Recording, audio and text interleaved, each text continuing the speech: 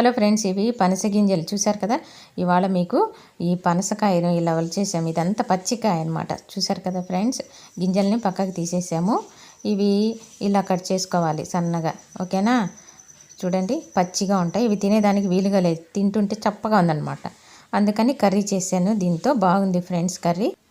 Friends, ఇందులోకి 2 టమోటాలు, 1 onion, 2 పచ్చిమిర్చి, కొద్ది కరివేపాకు తీసుకున్నాను. నెక్స్ట్ మసాలా రెడీ చేసుకోవాలి ఫ్రెండ్స్. సో మసాలా రెడీ అయిపోయింది. ఇది ఎలా అంటే మనము 1/2 కేజీకి ఎలా అయితే మసాలా చేసుకుంటామో దేనికైనా ఆ విధంగానే మెజర్మెంట్ తీసుకొని వేసాను అనమాట. ఇందులో ధనియాల పొడి, కారం పొడి, అల్లం వెల్లుల్లి, నెక్స్ట్ చెక్క, లవంగాలు, కొబ్బరి, పసుపు కొద్దిగా యాడ్ చేసి గ్రైండ్ చేసుకున్నాను ఫ్రెండ్స్. అదే అనమాట. నెక్స్ట్ ఇవి ఉన్నాయి కదా పనసకాయ ముక్కలు, ఇవి శుభ్రంగా కడిగి పక్కన పెట్టేసుకున్నాను అనమాట. సో చూసారు కదా ఫ్రెండ్స్, ఇవి దాదాపు మనకు 1/2 కేజీ మైన ఉంటాయి అన్నమాట. సో కుండ పెట్టేసాను, పొయ్యి మీద ఆయిల్ వేసేసాను ఫ్రెండ్స్. మనం 1/2 కేజీకి ఎంత తీసుకుంటామో ఆయిల్ అంత తీసేసుకోండి.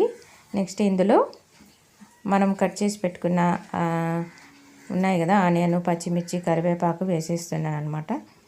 సో నేను ఒక చేత్తో మొబైల్ పట్టుకున్నాను కాబట్టి ఇలా విడివిడిగా వేయాల్సి వచ్చింది. సో వేగిన తర్వాత మనము ఆవాలు, జీలకర్ర యాడ్ చేసుకోవాలి ఫ్రెండ్స్. సో నేను ఆవాలు, జీలకర్ర యాడ్ చేసి చూపిస్తాను చూడండి. సో ఇవి అనమాట. సో చూసారు కదా ఫ్రెండ్స్, ఆవాలు, జీలకర్ర ఇవి వేగిన తర్వాత మనం టమోటాలు యాడ్ చేసుకోవాలి. సో మనకి కలర్ చేంజ్ అవ్వాలన్నమాట ఆనియన్ అనేది. సో చేంజ్ అయ్యాక మనం టమోటాలు యాడ్ చేద్దాము. కలర్ చేంజ్ అయింది కదా ఫ్రెండ్స్, ఇప్పుడు టమోటాలు యాడ్ చేద్దాం.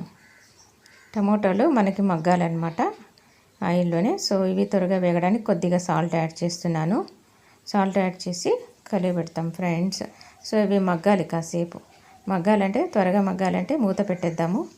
మూత పెట్టేసాను కదా, మళ్ళీ కొద్దిసేపు తర్వాత తీస్తే ఇంకా మగ్గలేదు చూడండి, లావుగా అలాగే ఉన్నాయి కదా టమోటాలు. సో మళ్ళీ మూత పెట్టేస్తాను ఫ్రెండ్స్. మూత పెట్టేసిన తర్వాత కాసేపు ఆగి చూస్తే ఈ విధంగా చూడండి కొద్దిగా మెత్తబడింది కదా టమోటాలు. ఇలా దీన్ని స్మాష్ చేసుకోవాలన్నమాట. అంతా టమోటా అంతా మనకి మెత్తగా అయిపోవాలి. సో ఇలా స్మాష్ చేసుకున్న తర్వాతనే మనము పనసకాయ ముక్కలు ఉన్నాయి కదా ఆ ముక్కల్ని యాడ్ చేద్దాం.